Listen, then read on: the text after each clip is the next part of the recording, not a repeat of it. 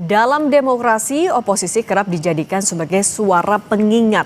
Jumat kemarin, Presiden Prabowo Subianto disebut telah melakukan pertemuan dengan sejumlah tokoh yang acap kali memberi kritik pada pemerintah. Lalu apa saja yang dibahas dalam pertemuan yang berlangsung tertutup itu? Dan siapa saja yang hadir dalam pertemuan di kediaman Presiden Prabowo di Kertanegara, Jakarta Selatan? Kita bahas bersama salah satu tokoh yang hadir saat itu, mantan Ketua KPK Abraham Samad, Kepala Staf Presiden M. Kodari dan Jayadi Hanan, Direktur Eksekutif LSI. Selamat petang semuanya. Selamat petang, Cindy. Selamat petang. Assalamualaikum, Mbak Cindy. Waalaikumsalam warahmatullahi wabarakatuh. Bang Abraham, kemarin itu ketika Anda hadir, undangannya atau agendanya sebenarnya dalam judulnya apa? Pertama, secara pribadi saya dikontak sama Pak Menteri Pertahanan, Pak Safri Samsudin. Katanya diundang oleh Presiden untuk hadir di Hambalang, itu pertama ya, untuk berdiskusi lebih jauh ya mengenai program-program pemerintah. Siapa saja yang hadir, Bang? Kemudian saya tanya Pak Safri, saya diundang dalam kapasitas apa? Pak Safri bilang, selaku mantan Ketua KPK yang kritis, kira-kira seperti itu. Oke, yang hadir di pertemuan siapa lagi selain Bang Abraham? Tadi seperti yang sudah disampaikan, kalau nggak salah ingat ya, Profesor Dr. Siti Suhro, terus Menlu Pak Sugiono, Mensesnek Pak Safri Samsudin, Maijen Purnawirawan Saki Makarim.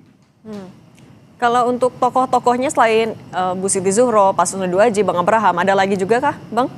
Pak Said Didu. Oke. Dan itu pertemuan selama berapa jam? Jadi pertemuan itu diagendakan 4:30 ya. Tadinya diagendakan di Hambalang, tapi pas selesai sholat Jumat dipindahkan ke Kertanegara, kira-kira seperti itu. Dan pertemuannya cukup lama, sampai jam 9 malam. Karena pembahasannya cukup jam 9 malam, dari 4:30 sampai jam 9 malam. Dan diskusinya cukup serius ya, sehingga semua yang hadir itu lupa makan malam.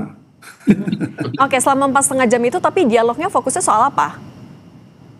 Pertama, Pak Prabowo mempresentasikan program-program kerakyatan yang sudah dilaksanakan selama ini ya. Kemudian termasuk salah satunya program penyelamatan sumber daya alam. Yang pertama. Kemudian yang kedua, Pak Prabowo juga menyampaikan hasil dari forum ekonomi yang dihadiri di Davos, Swiss kalau nggak salah ya. Kemudian pemberantasan korupsi, penegakan hukum, dan reformasi kepolisian. Dan juga disinggung tentang BOP. Ya.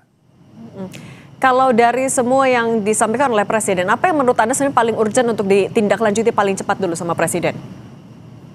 Ya, sebenarnya Presiden menyampaikan bahwa pemerintahan ini serius ya. Serius memperbaiki tata kelola sumber daya alam. Oleh karena itu, konsentrasi membongkar korupsi di sektor sumber daya alam itu terus akan dilakukan. Seperti itu ya penyampaiannya. Pada saat itu saya sampaikan, Pak Prabowo sebenarnya dulu waktu saya jadi Ketua KPK, itu kita sudah pernah juga konsentrasi terhadap sumber daya alam. Pada saat itu ada namanya Gerakan Nasional Penyelamatan Sumber Daya Alam.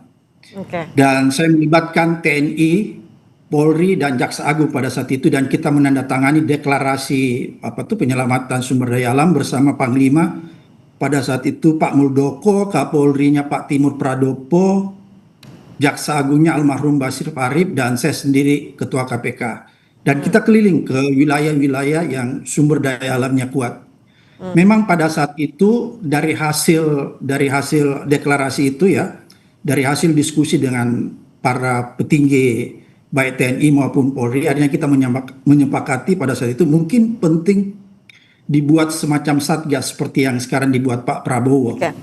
Tapi pada saat itu kita sudah sampaikan ke Presiden SBY, tapi keburu saya dikriminalisasi, ya, keluar dari KPK, jadi saya nggak tahu kelanjutan dari program itu. Tapi saya lihat tetap jalan. Oleh karena itu saya menyampaikan Pak Prabowo bahwa kita apresiasi. Cuma saya sampaikan bahwa pemberantasan korupsi itu harus serius. Oke. Dan ya, saya melihat bahwa pemberantasan korupsi itu harus menyentuh akar permasalahan, bukan di permukaan, kira-kira seperti itu ya. Oleh Oke. karena itu, Pak Prabowo menyampaikan apa sih yang harus dilakukan untuk meningkatkan indeks persepsi korupsi Indonesia. Saya menyampaikan ada beberapa hal ya. Kalau kita merujuk ke United Nations Convention Against Corruption, ada 5 Oke. konsentrasi, ada 5 konsentrasi yang harus dilakukan Oke. agar supaya IPK kita itu bisa meningkat. Oke, Pertama sebentar, ada yang Bang disebut Abraham. Oke, soal korupsi itu ya poin yang Anda sampaikan kemarin dengan kapasitas sebagai mantan Ketua KPK. Saya beri kesempatan ke Bang Kodari dulu. Bang Kodari, tapi sebenarnya apa kepentingan Pak Presiden? Apa alasan ia menggelar pertemuan dengan beberapa tokoh ini?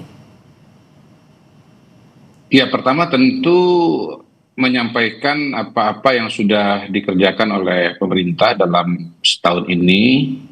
Yang kedua, tadi sudah digarisbawahi oleh Bang Abraham Samad bahwa Presiden menunjukkan atau ingin mengkomunikasikan bahwa beliau sangat serius untuk melakukan perbaikan-perbaikan nasib bangsa dan negara, terutama dari segi pembenahan dan pemberantasan pelanggaran pada aspek sumber daya alam gitu.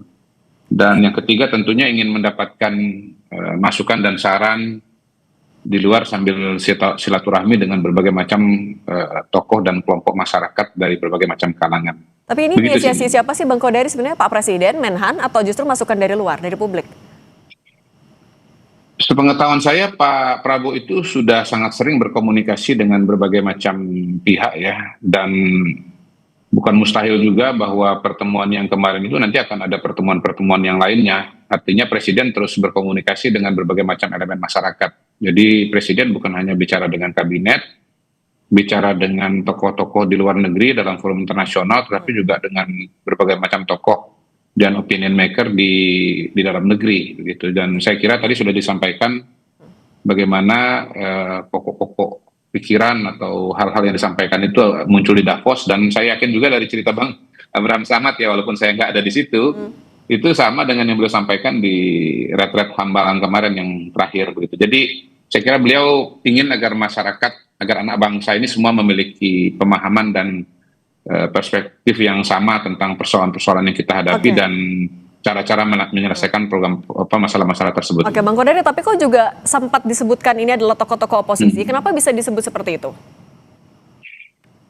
Tergantung juga sih oposisinya kepada siapa dan kapan. Berarti maksudnya Pak Menhan apa dong? Ya, harus ditanya dengan Pak Menhan dong. Ya, kan Pak, kalau pernyataannya keluar Pak Menhan ditanya dengan Pak Menhan.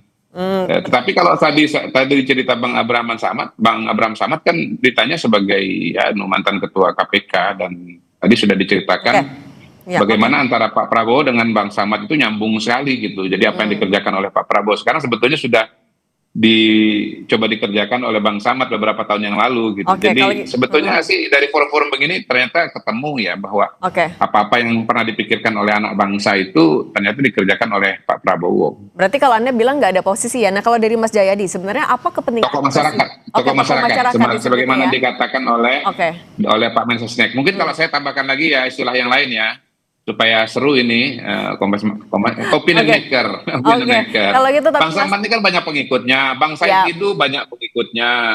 Oke. Saya minta pendapatnya Mas Jayadi dulu ya Bang Kodari. Kalau gitu, Mas Jayadi, kenapa tokoh-tokoh ini sampai diundang? Pak Presiden atau Istana punya kepentingan apa sih? Ya, kalau kita ikuti pemberitaan kejadian-kejadian selama beberapa bulan terakhir, akhir tahun 2025 sampai awal 2026 ini kan ada sejumlah isu, baik isu politik maupun kebijakan yang menarik perhatian publik dan cenderung menimbulkan kontroversi kan. Misalnya akhir 2025 itu ada bencana di Sumatera yang kemudian dikaitkan dengan isu-isu sumber daya alam kan.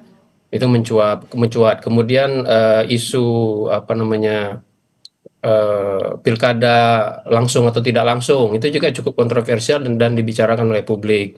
Lalu isu reformasi Polri ya, dimulai dengan pembentukan komite reformasi dan seterusnya, itu sampai ada semacam pemberitaan kontroversial tentang tanggapan Kapolri Polri tentang posisi Polri di bawah kementerian dan sebagainya. Dan yang terakhir yang pasti sangat menarik perhatian publik dan pasti menimbulkan kontroversi adalah posisi Indonesia di DOP. Tadi disebut juga sedikit oleh Bang Abraham, DOP, apa? BOP, BOP, Board of Board Peace, of ya, Peace, Dewan Perdamaian yang dipimpin oleh biasa.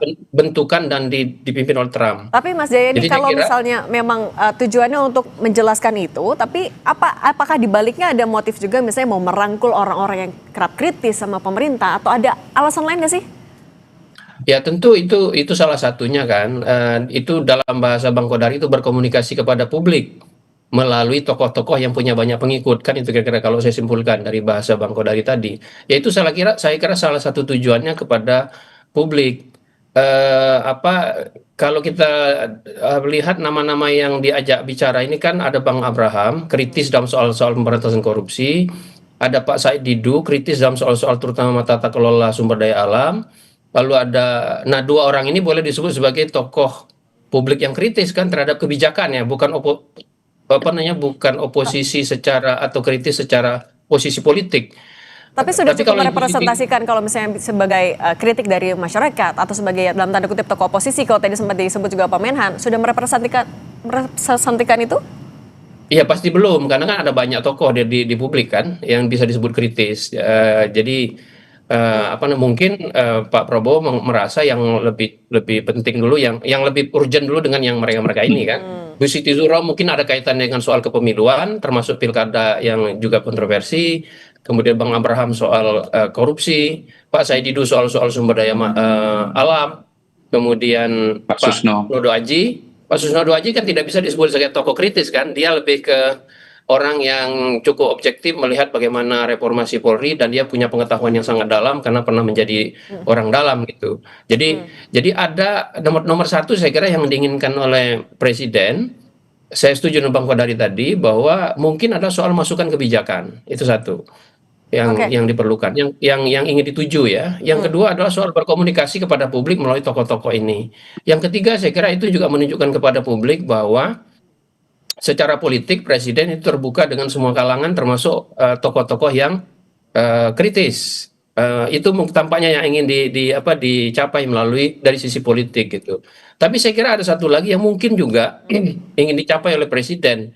Saya ingat yang disampaikan oleh Pak Sapri ketika menyampaikan bahwa Presiden bertemu dengan tokoh-tokoh oposisi itu tanda kutip adalah beliau menyatakan bisa jadi ada orang dari pihak pemerintahan yang juga tidak serius mengelola sumber daya alam itu sehingga kemudian mengakibatkan persoalan yang dialami sekarang. Itu artinya Presiden ingin juga menunjukkan ke dalam bahwa Presiden punya banyak cara untuk menegur atau dalam serius menangani masalah ini, termasuk sinyal kepada internal birokrasi Presiden sendiri agar betul-betul serius dalam menyelesaikan masalah-masalah yang menjadi kontroversi publik itu. Oke, kalau misalnya memang Presiden membutuhkan masukan sebanyak-banyaknya juga termasuk dari luar, apakah Bang Kodari artinya Presiden akan memanggil tokoh-tokoh kritis lain, termasuk kalau misalnya memang oposisi dari partai politik mungkin, tapi ditahan dulu, dijawab usai jeda. Tetap bersama kami di Kompas Petang.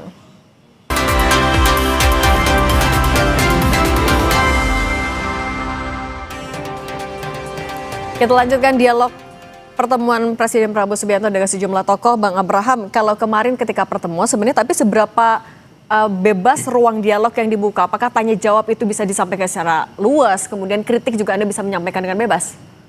Oh iya bisa, dan saya lihat Pak Prabowo, Presiden Prabowo sangat happy dan dia langsung menyampaikan kepada kita bahwa dia tidak anti kritik.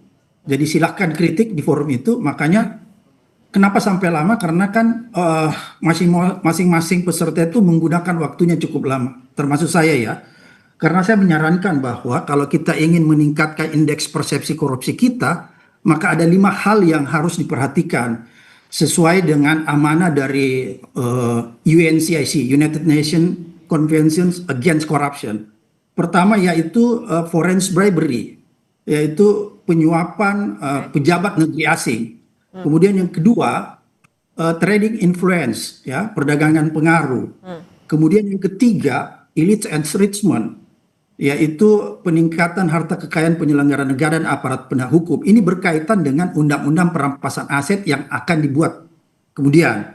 Dan yang keempat paling penting ada yang disebut commercial bribery, yaitu korupsi dan suap di sektor swasta. Dan yang terakhir saya bilang yang paling penting yaitu judicial corruption. Oke. Karena kita boleh menangkap semua menteri, boleh menangkap semua gubernur, boleh menangkap semua bupati. Tapi kalau kita tidak menyentuh yang namanya judicial corruption, yaitu korupsi di aparat penegak hukum, polisi, jaksa, dan pengadilan, maka jangan pernah berharap IPK kita itu menjadi baik. Bayangkan IPK kita sekarang itu buruk 37 ya. Karena dia cuma satu level dengan apa ini? 37 dari 100 ya Bang Abraham. Dan Ya. oke, tapi sebentar Bang Abraham, tapi juga Bang Kodari, kalau misalnya tadi sebenarnya kalau kata Bang Abraham, ruang dialog itu dibuka kok, kritik itu dibuka. Kalau setelah ini, siapa lagi yang mau diundang sama presiden? Mungkin oposisi dari partai politik juga akan diundang? Nanti semuanya masih dinamis ya, tapi intinya poinnya adalah bahwa Pak Prabowo sangat terbuka untuk dialog, termasuk juga mendengarkan kritik dan masukan dari berbagai macam kalangan, seperti yang sudah diceritakan oleh Bang Samad dan sudah dialami oleh teman-teman yang ketemu hari Jumat yang kemarin. Saya kira itu sih poin pokoknya. Ini dengan bisa dibilang siapa sedang dan merangkul kapan. tokoh-tokoh yang kritis juga nggak Bang? Atau mungkin memetakan potensi kritik? Saya melihatnya lebih kepada ini ya, kepada bagaimana mencari jalan terbaik untuk menyelesaikan permasalahan-permasalahan yang ada. Pak Prabowo kan dalam setahun ini selain menjalankan visi misi beliau, apa-apa yang sudah diidentifikasi dan dibayangkan, itu juga kemudian selalu mencari upaya untuk melakukan perbaikan terhadap berbagai macam program yang ada. Beliau kan sudah mengatakan bahwa kalau ada masalah kita hadapi, dan pasti semua program itu pasti ada tantangannya. Satgas penertiban kawasan hutan kan sudah sangat luar biasa. Bayangkan sampai 4 juta udah disita. Dan kita sendiri juga kan terkaget-kaget itu. Bagaimana ternyata ada 4 juta hektar yang selama ini sudah berproduksi berada di luar peraturan yang ada. Itu kan kita sangat terkejut melihat hal itu. Tetapi tentunya Presiden masih mencari selah-selah dan mencari informasi yang lain agar penegakan hukum ini berjalan dengan lebih baik di satu sisi, dan di sisi yang lain pendapatan bagi bangsa dan negara untuk program-program masyarakat juga semakin meningkat. Betul. Nah, tapi kalau misalnya ya, contoh begini kan, Pak Susno Duaji, saya mendengar tuh Pak Susno Duaji. Pak Susno itu kan bukan hanya polisi, beliau pernah menjadi wakil ketua badan transaksi PPATK. Beliau itu tahu dan punya pengalaman tuh mengenai berarti itu juga yang ditanyakan di tokoh-tokoh yang diundang. Ya, itu yang ditanyakan. Nah tapi sebentar Bang Kodari, tapi kalau misalnya memang tujuannya adalah untuk menerima masukan sebanyak-banyaknya, Mas Jayadi, siapa lagi sebenarnya yang harusnya juga diundang? Tokoh kritis siapa yang seharusnya juga didengar oleh Presiden? Ya, saya kira banyak, tinggal beredar itu di media massa tokoh-tokoh yang kritis kepada pemerintah ya, di berbagai isu politik, isu pemilu, isu sumber daya alam juga, isu-isu ekonomi dan seterusnya. Jadi kita semua bisa mengidentifikasinya, ada banyak. Jadi saya, kalau memang Presiden betul-betul seperti yang kata Bang Kodari, serius dan terbuka, ya sangat baik untuk melakukan itu. Misalnya siapa Mas Jayadi? Saya agak susah nyebut nama karena banyak. Mantan lawan politiknya misalnya juga saya aja yang menyebut Pak Jayadi Hanan misalnya. Saya aja yang menyebut. Pak Jayadi susah ngomong, saya menyebut Pak Jayadi. Kalau misalnya mantan lawan politik misalkan yang juga atau yang sering mengkritik itu juga perlu sampai dipanggil nggak Mas Jayadi? Iya, saya kira siapa aja yang penting ya, karena semuanya penting kan. Apalagi pemerintahan ini secara formal tidak punya oposisi kan. Secara formal ada koalisi pemerintahan, kekuatannya 81% di DPR. Ada 19% itu PDIP, tapi PDIP kan tidak menyatakan sebagai oposisi, PDIP itu adalah penyeimbang. Maka kemudian yang bersuara kritis secara terus-menerus, secara konsisten, itu biasanya adalah publik. Publik itu bisa dua, tokoh-tokoh publik, atau bahasa Bang Kodari opinion maker, antara lain, dan juga publik secara umum gitu.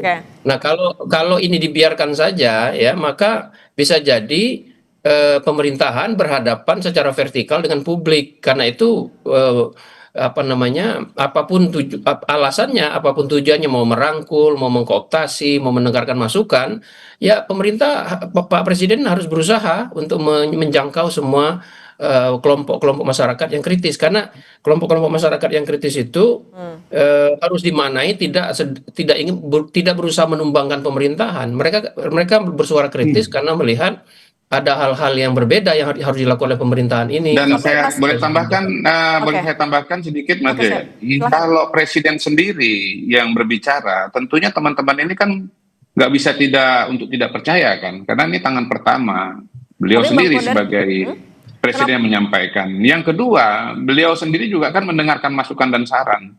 Artinya tidak melalui saringan sana sini, begitu ada diskon-diskon dan seterusnya. Jadi ide dan gagasan dari Pak Abraham Samad, dari Pak Said Didu, dari Pak Susno itu langsung kepada beliau, dan menurut saya itu luar biasa sebagai sebuah proses penajaman dan membuat apa yang sudah dikerjakan menjadi lebih baik lagi, dan saya kira teman-teman kemudian juga menjadi paham, oh ya itu yang dikerjakan presiden. Itu penting sekali kan untuk menyamakan persepsi ya, jangan sampai dipikir A padahal sebetulnya B begitu. Jadi sebetulnya antara Pak Samad dengan Pak Said Didu dengan Pak Prabowo sebetulnya udah punya pikiran yang sama dan mengerjakan hal yang sama. Tapi Bang Kodari, kalau kita melihat dari waktu diselenggarakannya, sebenarnya ada faktor pemantiknya nggak? Apakah karena ada berbagai isu yang sedang bergulir, jadi keresahan Pak Presiden juga, sehingga butuh mendengarkan masukan dari luar, atau seperti apa sih? Kalau pengalaman saya sebagai pengamat politik dan sebagai KSP, isu itu ada terus. Berarti apa dong alasannya Apalagi kita kemarin? bicara Apa? bangsa dan negara.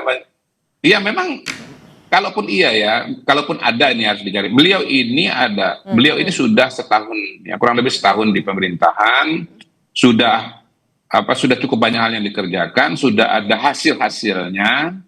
Itu sebabnya beliau tahun lalu itu nggak ke Davos, karena saya baru terpilih, saya mau ceritain apa, nggak ada yang mau diceritakan, nggak ada yang mau didiskusikan, nggak ada yang mau dibahas, nggak ada yang mau dipertajam. Tapi tahun ini ke Davos, kenapa? Karena sudah ada yang dikerjakan, sudah ada yang bisa dilaporkan, dan sudah bisa dilihat kemajuan-kemajuan, termasuk juga koreksi-koreksi yang perlu dilakukan. Saya kira itu, kalaupun misalnya mau dicari konteksnya kenapa sekarang ketemu dengan teman-teman ini. Mbak Cindy, Iya Bang Abraham. Mbak Cindy, Ya. ada yang penting dalam pertemuan itu ketika Pak Susno membicarakan tentang reformasi kepolisian ya. Akhirnya forum itu kelihatannya sepakat semua ya, sepakat teman-teman yang diundang bahwa reformasi kepolisian itu harus terus berjalan. Dan reformasi kepolisian itu baru nyata ketika ada pergantian pucuk pimpinan Kapolri.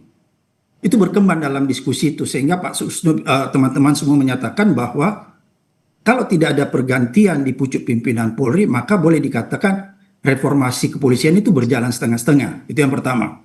Kemudian yang kedua, Pak Prabowo juga di dalam diskusi itu menyampaikan bahwa tidak ada yang mustahil kalau suatu ketika pemerintah mengambil kesimpulan bahwa Polri itu di bawah sebuah kementerian. Itu yang disampaikan eksplisit oleh Pak Prabowo bahwa tidak ada yang mustahil, dia bilang, kalau suatu ketika pemerintah menganggap bahwa ternyata kepolisian itu lebih tepat di bawah sebuah kementerian, maka itu akan dilakukan. Itu yang penting. Oke, Bang Abraham juga ini mau menegaskan dulu, tapi setelah pertemuan yang setelah kemarin, apakah tokoh-tokoh ini termasuk juga Bang Abraham akan memastikan bisa tetap kritis kepada pemerintah? Singkat saja.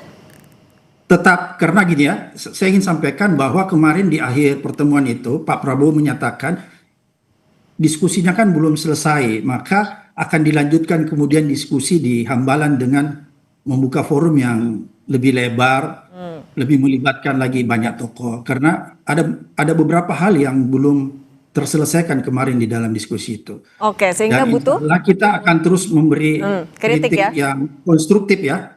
Kita akan memberikan terus kritik yang konstruktif untuk pembangunan bangsa dan negara ini. Oke, itu jelas. Pertemuan dengan tokoh-tokoh itu yang untuk mendengar semakin banyak masukan. Bang Abraham Samad, Bang Kodari, Mas Jayadi Hanin, terima kasih sudah berbagi bersama kami di Kompas Petang. Sehat selalu semuanya.